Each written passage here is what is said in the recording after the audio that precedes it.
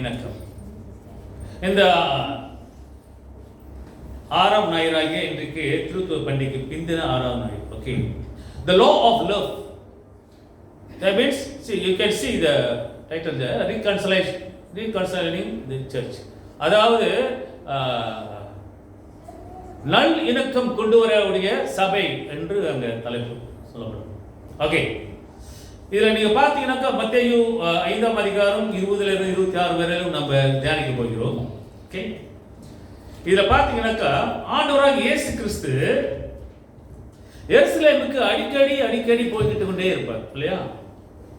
ஏன் அடிக்கடி அங்க போய்கிட்டு இருக்கிறார் என்றால், இவர் எழுதப்பட்ட இந்த தீர்க்க தரிசனம், உரைக்கப்பட்ட அந்த காரியங்கள் ஆண்டவராகிய இயேசு கிறிஸ்து இது நிறைவேறும்படியாக ஆண்டவர் அடிக்கடி ஊருக்கு வாங்க போகலாம், யார் சீசரை கூப்பிட்டு இல்லையா, வாங்க கலிலேயாந்து ஜெருசலேம் போகலாம். எத்தனை வாட்டி போயிருக்காரு எருசலேமுக்கு? எருசலேமுக்கு போகிறதுக்கு காரணம் அவருடைய திட்டங்கள் நிறைவேற்றுறதுக்காகவும் தீர்க்க தரிசனம் என்ன உரைக்கப்பட்டதோ அதெல்லாம் நிறைவேற்றும்படியாகத்தான் ஆண்டவர் இப்படியே போய்கிட்டே கொண்டே வந்தார். அது நிறைவேறிச்சா இல்லையா? நிறைவேறிச்சா இல்லையா? நிறைவேறி முடிஞ்சு அதே போயிட்டாரு. இன்றைக்கு நம்ம வேற சூழ்நிலையில் இருக்கிறோம், அதே பார்த்து கொண்டு இருக்க முடியாது. ஆண்டவர் சொல்லிட்டு போயிட்ட இனிமேல் வரக்கூடிய காரியங்கள் என்ன? அதோ டிசைபிள்ஷிப், என்னது சீசத்துவம். இதுதான் இயேசு கிறிஸ்து உலகத்துக்கு பூமியில வந்தது. எதற்காக வந்தார்? வேற முதலாவது எதுக்கு வந்தாரு? அவர் எதுக்கு வந்தாரு? ஊழியம், அதுதான் வந்தாரு. இன்னைக்கு அதுதான் நடக்குது. இன்னைக்கு நம்ம அவர் ரசித்தது போல நம்ம எல்லாத்தையும் ரசிக்க முடியுமா? நம்மளால முடியாது. ஆனா அவர் சொல்லிட்டு போன கட்டளை உலகம் எங்க போய் சீச்சராக்குங்க, அதுதான் நம்முடைய வேலை. இதான் சாகர வரைக்கும் இதான் நம்முடைய வேலை. இந்த பூலோகத்துல மனிதனாக படைக்கப்பட்டு உருவாக்கப்பட்டு நாம் மரணம் அடையும் முன்பதாக இந்த காரியங்கள் தான் செய்யணும் என்று ஆண்டவருடைய திட்டம். இதை யாரும் தப்பிக்க முடியாது. இது தப்பிக்கலாம், சும்மா இருக்கிறதா இருக்கலாம், ஓகே, பிரச்சனை இல்லை. ஆனா ஆண்டவர் சொல்லியிருக்கிறார் இப்படிதான்.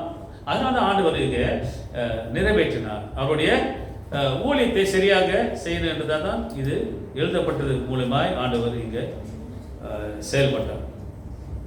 ஓகே, 5:20 என்ன சொல்லுகிறது?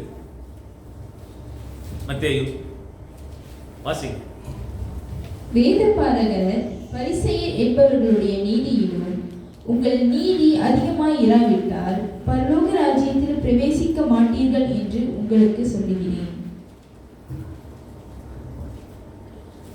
வேத பாரகரும் பரிசேயர் என்பவருடைய நீதியிலும். அப்படி என்றால் என்ன?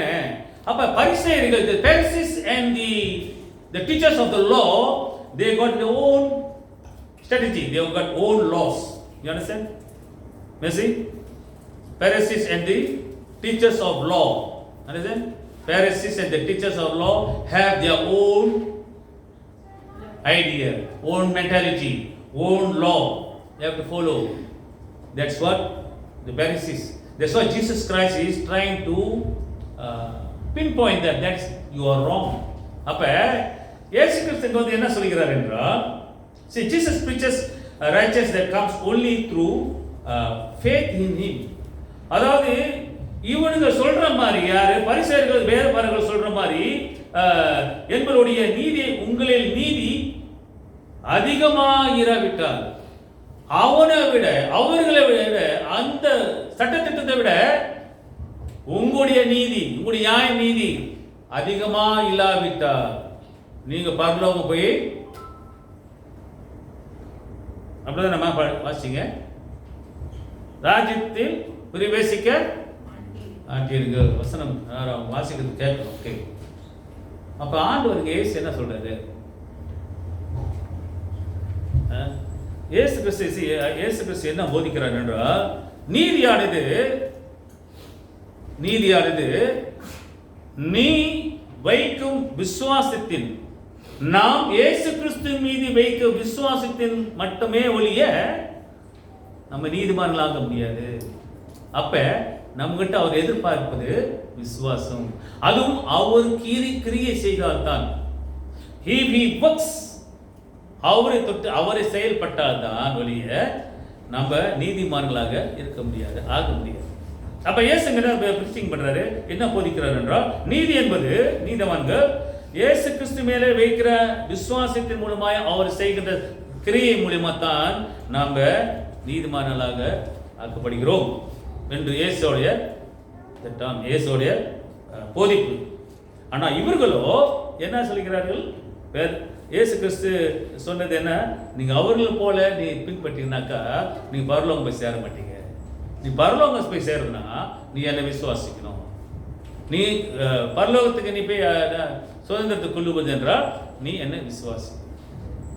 விசுவாசித்தனால் நீதிமான் பிழைப்பான். நீ விசுவாசிக்கிறதுனால நீ பரலோகம் செல்ல முடியும்.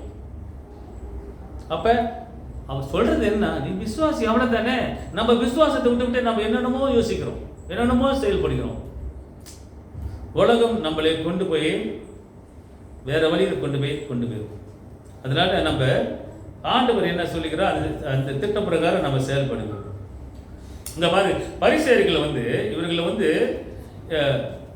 இவருடைய சட்டத்திட்டங்கள், இந்த பரிசேயர்களும் இந்த வேத பாரகர்களும் இந்த சட்டத்திட்டங்களை எல்லாம் வெளிப்புறமாகத்தான் அவர்கள் மேற்கொண்டு வெளிப்புறமாக காட்டிக்கொண்டு கடவுளிடம் அவர்கள் நன்மை பெறுவதற்காக அப்படித்தான் செய்கிறார் ஒழிய உள்ளாந்த மனிதன் உள்ளுக்குள்ள அவர்கள் இந்த ஞான இந்த பிரமாணத்தை அவர்கள் உடைக்கிறவர்களாக இருக்கிறார்கள். நம்ம அப்படிதான் சமத்தில் இருப்போம் இல்லையா? நம்ம அதை பற்றி கருத மாட்டோம், இல்லை பரவாயில்ல அப்படின்னு நம்ம நினைப்போம். ஆனால் இயேசு கிறிஸ்து இந்த நியாய பிரமாணத்தை எல்லாத்தையும் உடைத்தவர். கடைசியில் அவர் எல்லாமே மேற்கொண்டவர். ஓகே, ஆக இந்த இவர்கள் யார்? பரிசேயர்களும் இந்த வேத பாரகர்களும் இது அனுசரிப்பதில்லை. இந்த சட்டத்திட்டங்களை அவர் அனுசரிப்பது வெளிப்பூர்வமாக தான் அவர்கள் அனுசரிக்கிறார்கள் ஒழிய உள்ளுக்குள்ளாத மனிதர்களோட அவர்கள் அதை உடைக்கிறவர்களாக காணப்படுகிறார்கள். அதனால தான் இயேசு என்ன செய்றாரு? See, Jesus against the Pharisees' interpretation of the law and the view of righteousness by works. அப்படினா இந்த பரிசேயர்களும் வேத பாரகர்களும் உடைய இந்த பிரமாணங்கள் இவர்கள் என்ன ஆண்டவருக்கு விளக்குகிறார்கள் என்றால், இவர்களுடைய சிந்தனை, இவருடைய நோக்கம், இவருடைய பார்வையிலே, யாருடைய இந்த பரிசேயருடைய பார்வையிலே நீதிமானா இருப்பது, ஒருவர் நீதிமானா ஆக்கப்படுகிறான் என்றால் அவனுடைய செயல் மூலமா தான் அவன் நீதிமானாக ஆக்கப்படுகிறான் என்று இவர்களுடைய பார்வை. யாரு? இந்த பரிசேயர்கள். ஒருத்தர் நல்லா செஞ்சிட்டாக்கா ஓ நீ நீதிமான். நான் என்ன சொன்னேன்? நீதிமான் எப்படி ஆக்கப்படுகிறான்? எப்படி நீதிமான் ஆக்கப்படுகிறான்? எல்லாம் கவனம் இல்லை. ஒரு எப்படி நீதிமான் ஆக்கப்படுகிறான்? எது வைத்தாக்கா, எது செஞ்சாக்கா, அவனுக்குள்ள என்ன இருந்தாக்கா அவன் நீதிமான் ஆக்கப்படுகிறான்? இல்ல ஊழியம் முன்னே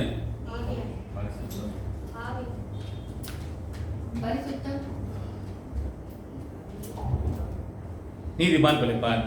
டேஷ் சொல்றேன். ஓகே, ஆன்சர் சொல்லல. டேஷ் நீதிமான் பிழைப்பான்.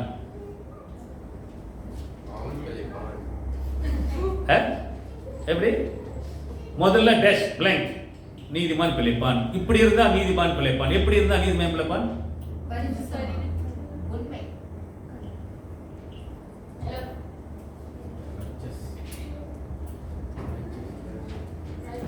யோசிங்க. ஓகே ஓகே, விசுவாசத்தினால் நீதிமான் பிழைப்பான். நான் என்ன சொன்னேன்? விசுவாசத்தினால் நீதிமான் பிழைப்பான். நீ விசுவாசித்தா நீ பரலோகம் போவ. அதான் you will hear it. Okay, இப்போ இது அழுத்தமா இருக்கணும். விசுவாசத்தினால் நீதிமான் பிழைப்பான் என்றது நம்ம அழுத்தமா இருக்கணும் மனசுக்குள்ள. ஓகேயா? ஓகே, ஆக இந்த இயேசு கிறிஸ்து இதை நிராகரிக்கிறார். இவர்களுடைய விளக்கங்களுக்கு இந்த பரிசேயர்கள் சொன்னது என்னவென்றால், அவர்கள் செயல்பட்டால் செஞ்சாலுமே கிரியையினாலே நீதிமான் ஆக்கப்படுவார்கள் என்று அவர் எண்ணம். ஆனால் கிரியை மூலமாய் அது வருகிறது என்று அவர் நினைக்கிறார்கள்.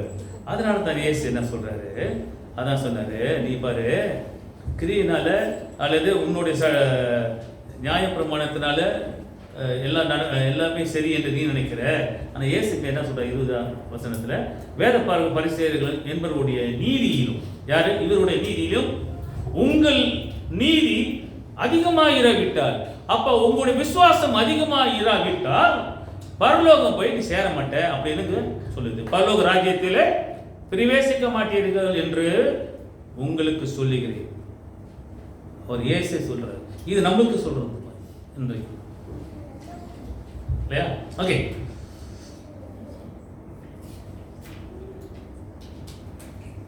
ஆக நமது நீதி விசுவாசத்தினால் உண்டாகும் நீதியாகும். இதுதான் ரோமர் எழுது. அப்ப நம்ம விசுவாசிக்கும் போது நம்ம நீதிமான் ஆக்கப்படுகிறோம்.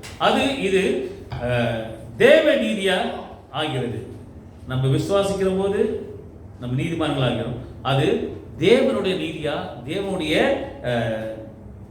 அந்த என்ன சொல்லுவா சத்தியம், அந்த நீதி நமக்குள்ள வருகிறது என்பது இங்க நம்ம யோசிக்க வேண்டும். ரோமர் 10:3-6 வாசிங்க. ரோமர் 10:3-6.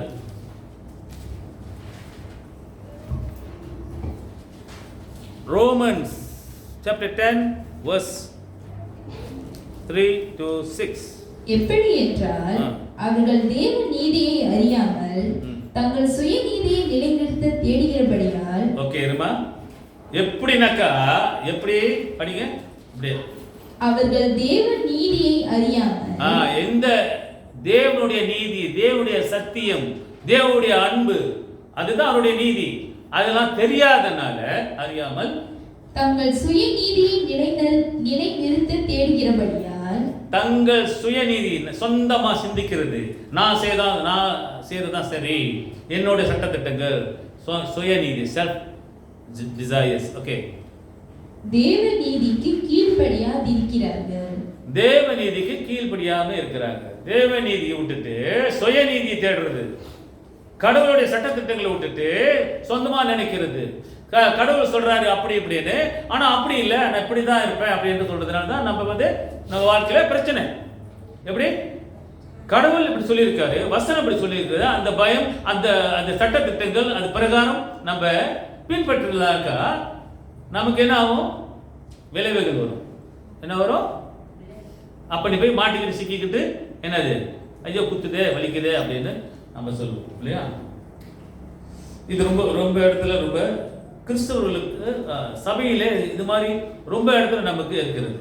இதை எல்லாரும் கடந்து போயிருக்கும் இல்லவா, என்ன சேர்த்து சொல்லிக்கிறது. ஆக இதெல்லாம் கடந்து போகும்போது ஆண்டவர் நம்ம உணர்த்தும் போது நம்ம அதை தட்டி சரியான வழியிலே நம்ம நடந்து கொண்டோம். ஆனால் நமக்கு அது ஒரு ஆசீர்வாதமாக இருக்கும், அது நமக்கு ஒரு பலனாக இருக்கும். ஆக இங்க அவர் என்ன சொல்லுகிறார் என்றால், இவங்களுக்கு சுயநீதி, சொந்த நீதி, சொந்தமா நினைக்கிறது இல்லையா?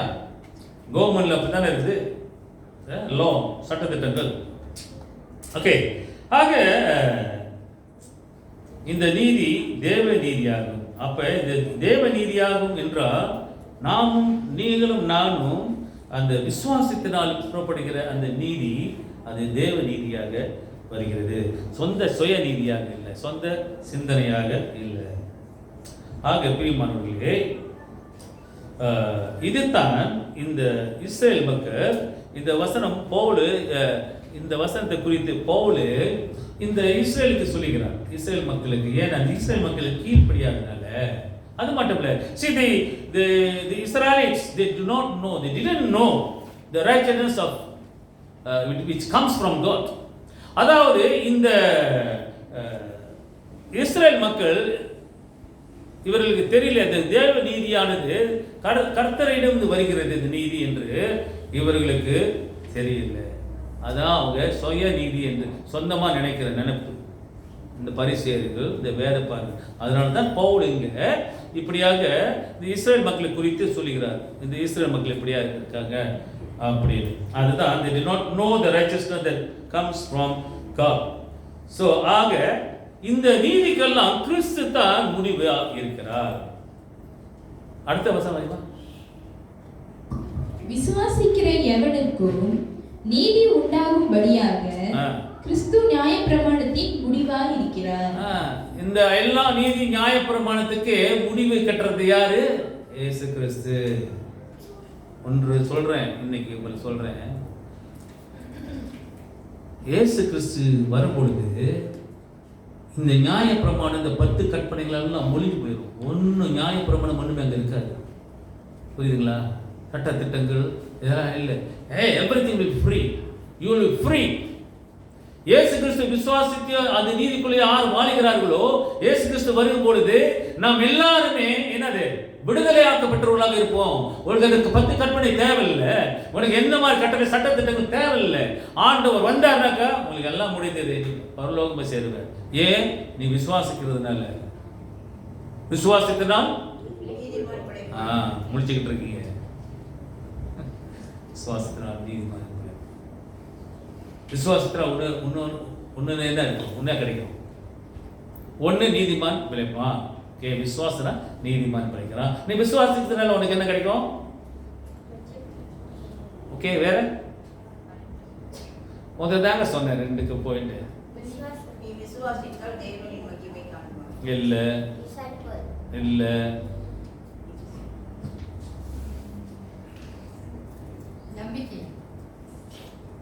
யோசி எல்லாம் யோசிங்க.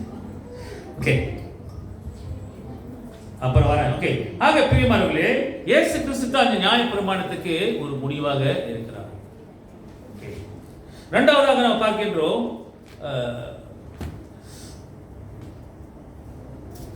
ரீகன்சைல், நல் இணக்கம். அதுதான் தலைப்பில் அந்த love of God, the law of love is to become reconciliation.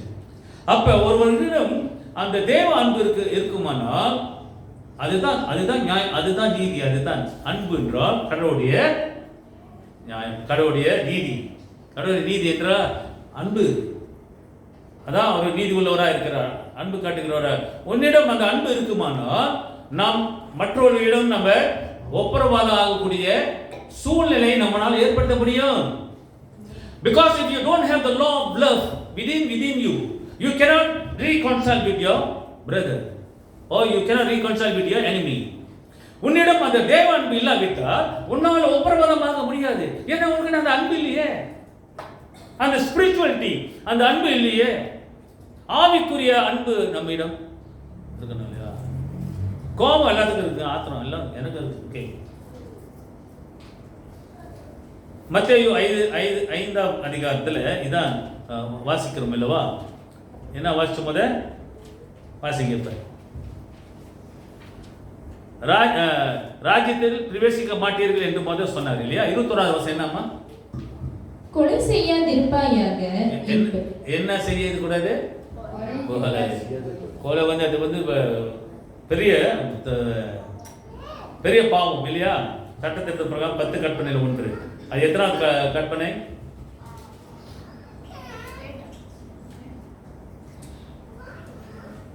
homework. Okay, ஆராய்ங்க. Go to Exodus and see. Okay, Exodus 17 now. Hey, only 10 commandments la. You got it. You are adding again another 7. Okay, சொல்லுங்க. Okay, Wasima.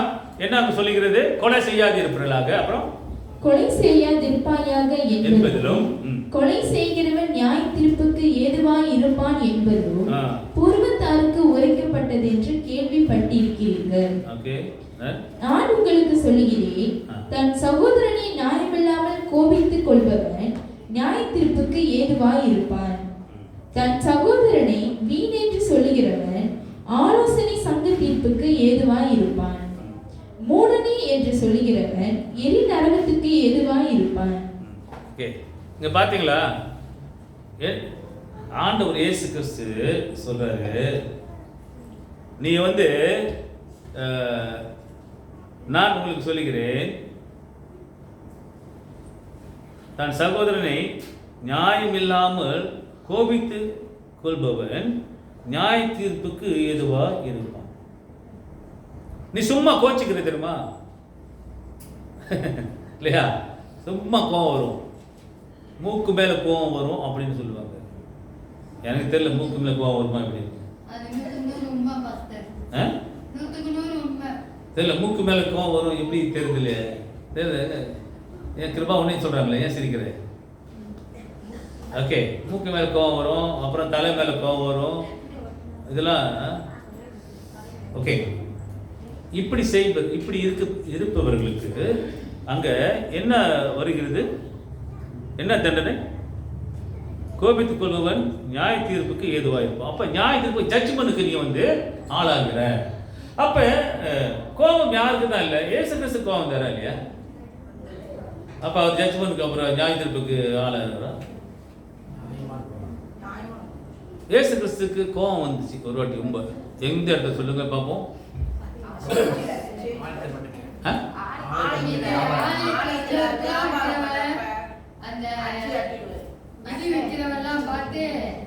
எங்க அப்பா வீட்டில கள்ளக்குகை ஆக்குறீங்க. அது வந்து ஒரு கையில ஒரு தாட்டை பின்னி எல்லாத்தையும் அடி தோத்துறாரு. பரவாயில்ல, தெரிஞ்சு வச்சிருக்கீங்க. Very good. அங்க கோவப்பட்டார் இல்லையா? அதனால அவர் கோவப்பட்டாரு. அதனால அவரு இந்த ஜட்ஜ்மெண்ட்டுக்கு போக முடியுமா? ஆனா அப்படிதான் சொல்லுது. இது எப்படி? Jesus special is God. ஆனா அவர் ஏன் ஆத்திரப்பட்டாரு? தப்பு இருந்தா நீ ஆத்திரப்படலாம், நியாயமான ஆத்திரம் இருக்கணும்.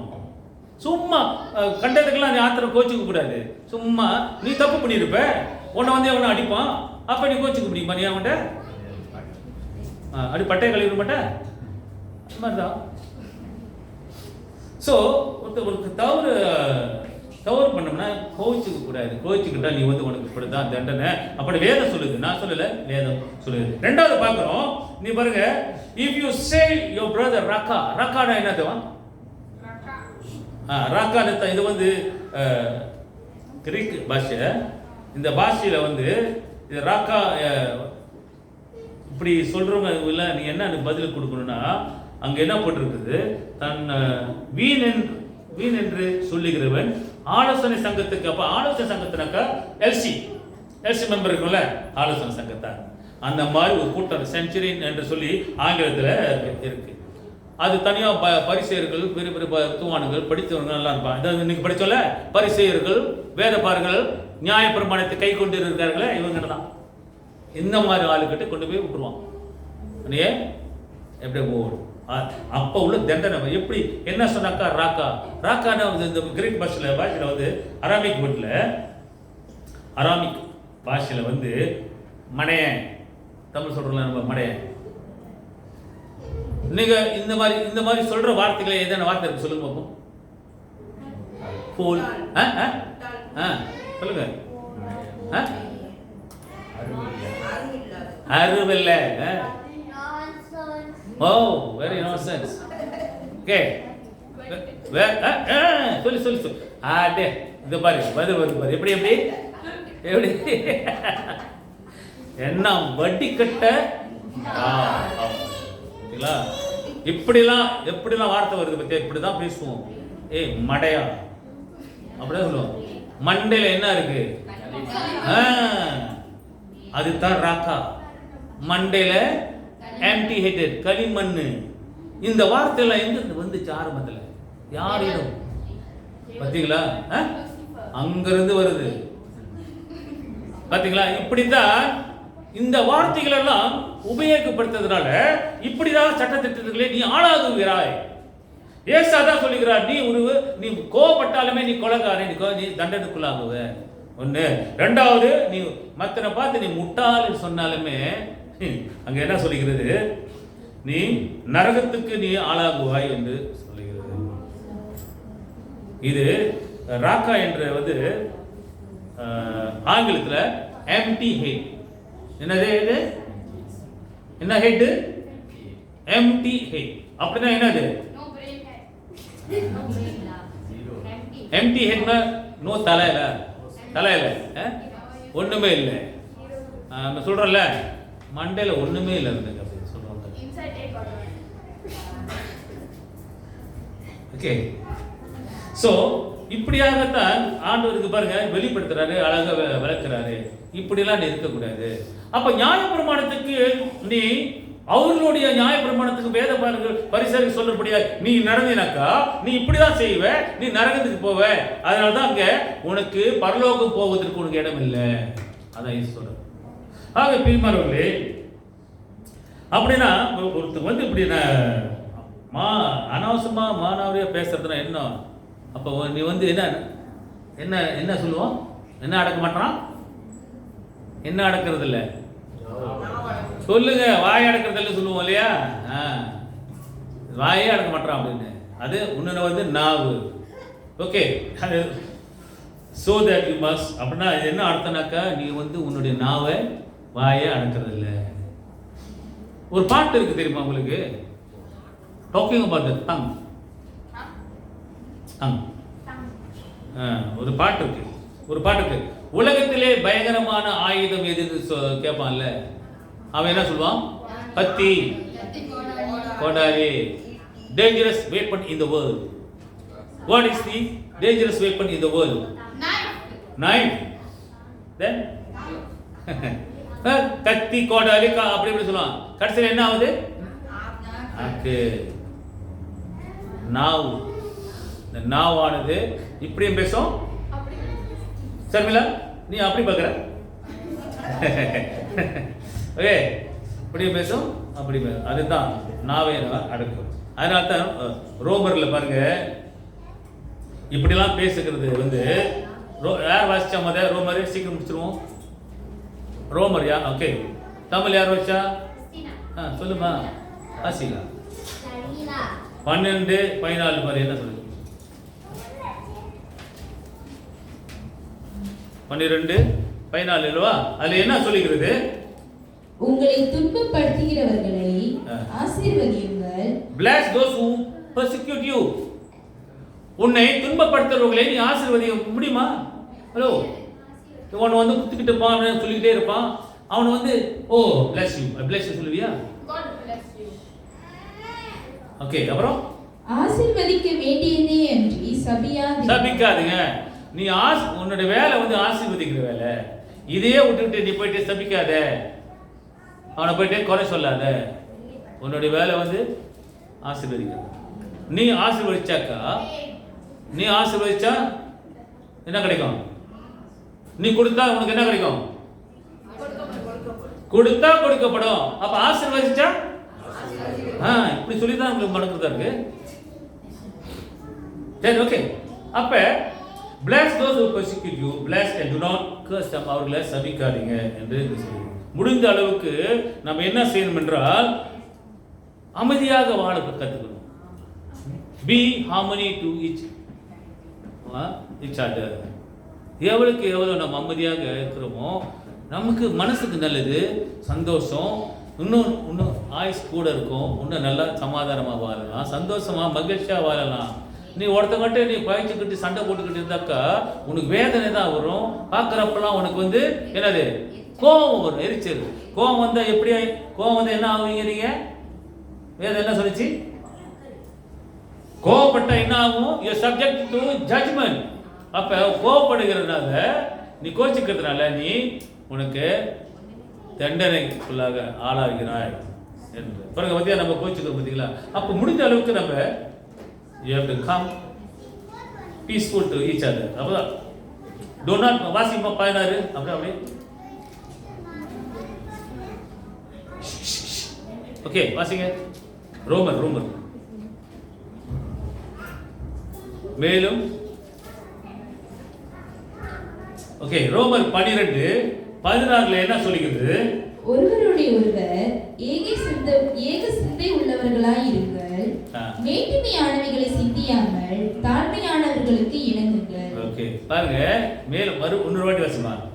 ஒருவருடைய ஒருவர் ஏக சிந்தை உள்ளவர்களாய் இருங்கள். ஒருவருக்கு ஒருவர், if you can be one another, be harmony, then மேட்டிமையானவைகளை சிந்தியாமல், do not be proud, don't boast yourself. அப்புறம் தாழ்மையானவர்களுக்கு இணங்குங்கள். Respect to the lower people. Okay, அப்புறம் உங்களிலே புத்திமான்கள் என்று எண்ணாதீர்கள். நம்மளே வந்து don't think that you are very great or do not be conceited. அப்படினா அகந்தை, கர்வம் அப்படி சொல்றாங்களா, அந்த மாதிரிலாம் இருக்காது. முடிந்த அளவுக்கு எல்லாருக்கும் நம்ம சமாதானமாக இருக்க கற்றுக்கொள்ளணும். இதுதான் ஆண்டவர் சொல்லுகிறது. ஓகே, அது 20-21 வாசிங்க. அதேதான் 12. அன்றியும் உன் சத்துரு பசியாய் இருந்தால் அவனுக்கு போஜனம் கொடு, அவன் தாகமாய் இருந்தால் அவனுக்கு பானம் கொடு. நீ இப்படி செய்வதினால் அக்கினி தழலை அவன் தலையின் மேல் குவிப்பாய். புரியுதுங்களா? ஒருத்தன் சாப்பாடு கேட்டா நீ அவனுக்கு போஜனம் கேட்டா என்ன கொடுக்கணும்? கல்லா?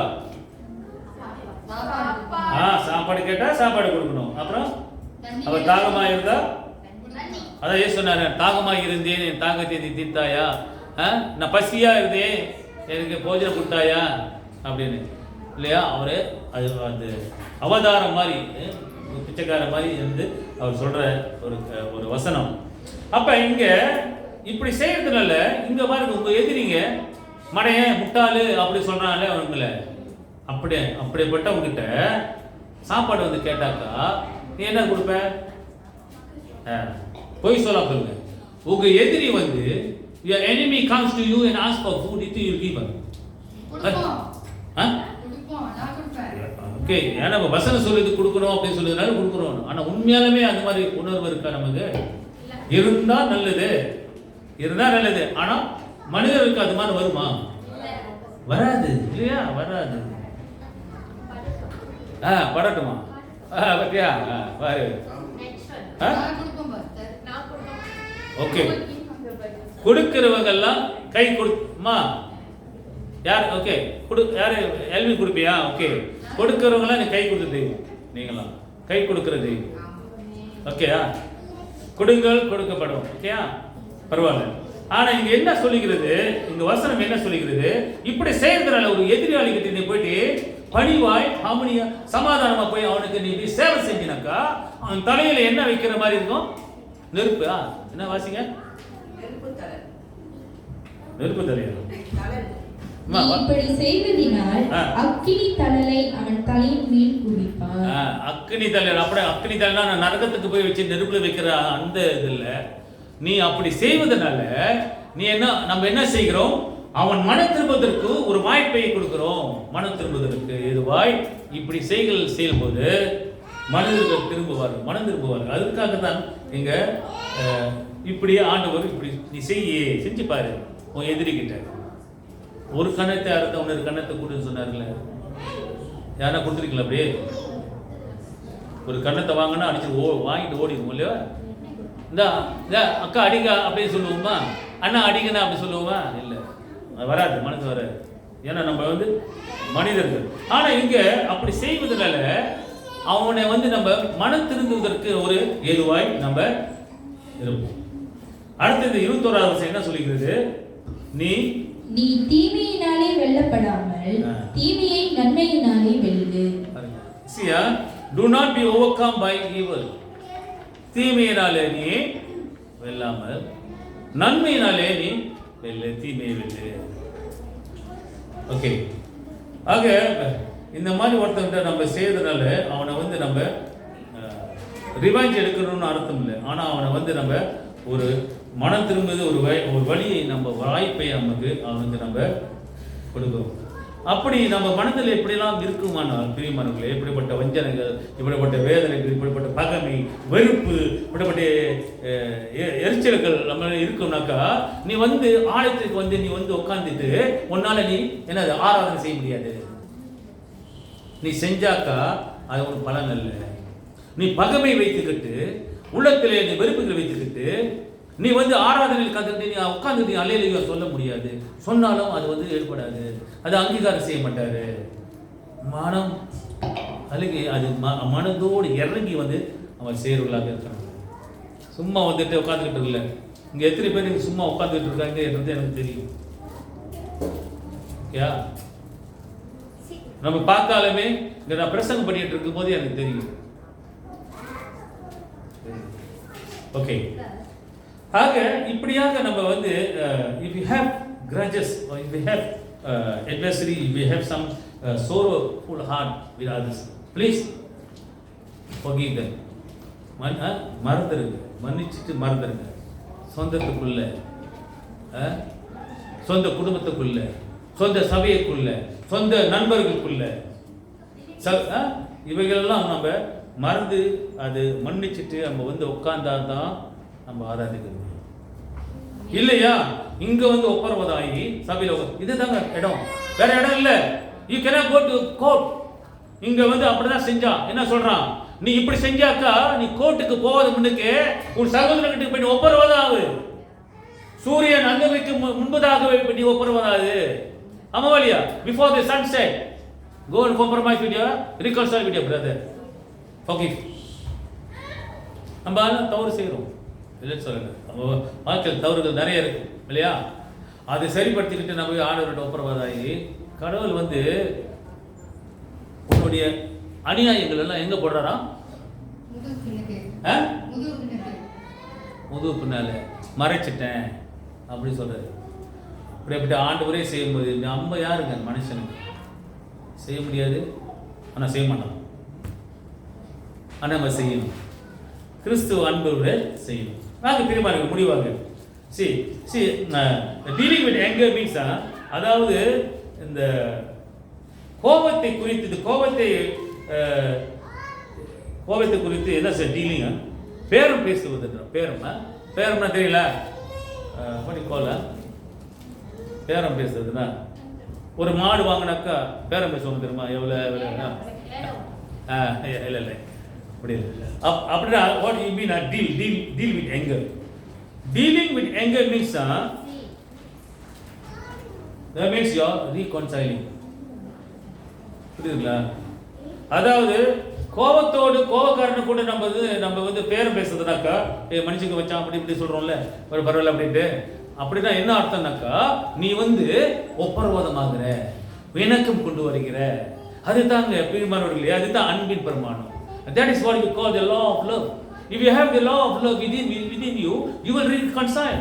உனக்கு அந்த தெய்வ அன்பு இருந்துச்சுனாக்கா, அன்பின் பிரமாணம் நம்ம உள்ளுக்குள்ள இருந்துச்சுனாக்கா, நீ கண்டிப்பாக நம்ம என்ன செய்வோம், ஒப்புரவாதம் ஆகுவோம், சமாதானமா இல்லையா?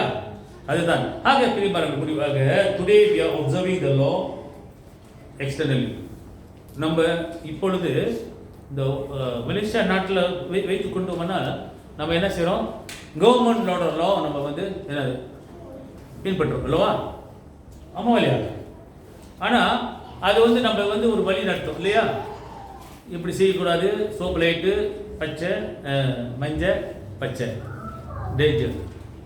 ஓகே, ஸோ இந்த மாதிரி வழிகளில் வந்துலாம் நம்ம பின்பற்றணும், ஏன்னா அது வந்து நம்முடைய பாதுகாப்புக்காக இல்லையா?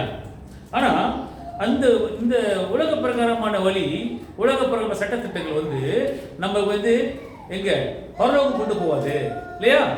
அதான இயேசு சொன்னார் 20ஆம் வசனத்துல, அவர்கள் பரிசேயர்கள் தேவபாத்திரர்களுடைய நியாய பிரமாணத்தை நீங்க வந்து மேற்கொண்டு அவர்களை போல இருந்தீங்கன்னாக்கா என்ன ஆகும், நீ பரலோகம் போய் சேர மாட்ட. அப்படிதான் இருக்கு. அப்ப இந்த சட்டத்திட்டங்கள் எல்லாம் நம்ம பின்பற்றுறோம். ஆமா, அது உண்மைதான். இந்த பூலோகத்தில் இருக்கிறோம், அது கவர்மெண்ட் அரசாங்கத்துக்கு நம்ம கீழ் பண்ணினோம். ஆனா இது வந்து நமக்கு கொண்டு போவாது பரலோகத்துக்கு இல்லையா, கொண்டு போவாது. ஆனா இயேசு கிறிஸ்துடைய அன்பு, இயேசுடைய நீதியும் நியாயம், கடவுளுடைய அந்த அன்பின் பிரமாணத்தை நம்ம கை கொண்டான ஒழிய நம்ம போக முடியாது. அதுதான் நமக்கு முக்கியம். ஆக நீ வைக்கிற விசுவாசம் இல்லையா, அப்படிதானே சொன்னேன். only by having faith in Christ you will inherit the kingdom of God. முதல்ல கேட்டேன்ல, விசுவாசத்தினால் நீதிமான் பிழைப்பான். இன்னொருத்த விசுவாசிக்கிறதுனால என்ன ஆகும்? இப்போ மறுபடியும் வர அந்த கேள்வி, முதல்ல கேட்ட கேள்வி இப்பதான் சொன்னேன் இங்கிலீஷில், இப்பதான் சொன்னேன் English.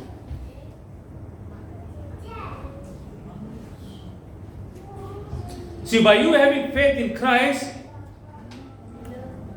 you are become a righteous man. Okay, and when you have faith, and then you will what? You will what?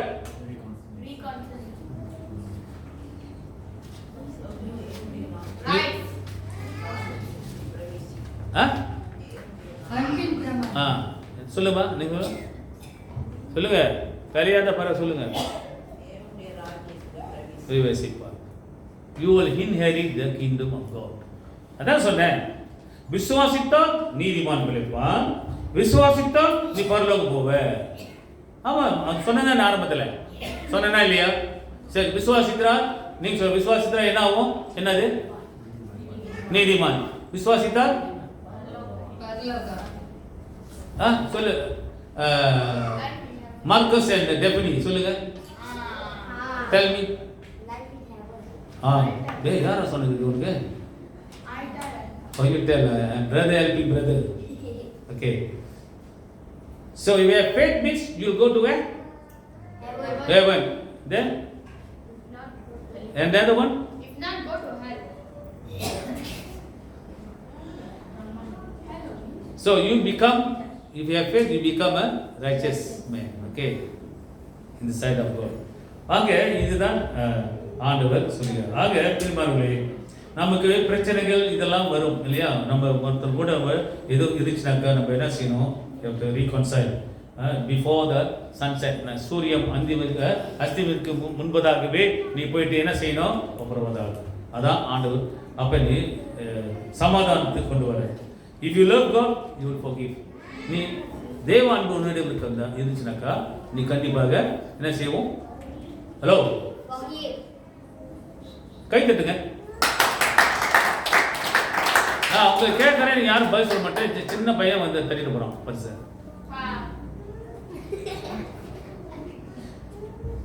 If you love God, that means அப்ப நம்ம கிட்ட அந்த தேவ அன்பு இருந்துச்சுனாக்கா நம்ம மன்னிப்பு சிந்தை நமக்கு வரும். அதுதான் that is the law of love. அதான் அன்பின் பிரமாணம். இந்த அன்பின் பிரமாணம் நமக்குள்ள இருக்குமானால் கர்த்தர் சொல்றது இதெல்லாம் நமக்குள்ள வரும், செய்கையில் வரும் இல்லையா? நம்முடைய வார்த்தைகள் மட்டும் இல்லை, செய்கையில் வரும். ஆக கர்த்தர் தாமே உங்களை ஆசீர்வதித்து காப்பார்கள். ஆமென். எல்லா புத்திக்கும் மேலான தேவ சமாதானம் உங்கள் இருதயங்களையும் சிந்தனைகளையும் கிறிஸ்துவுக்குள் காப்பதாக. ஆமென். ஒரு பாடலை பாடி நாம் கடந்து செல்வோம்.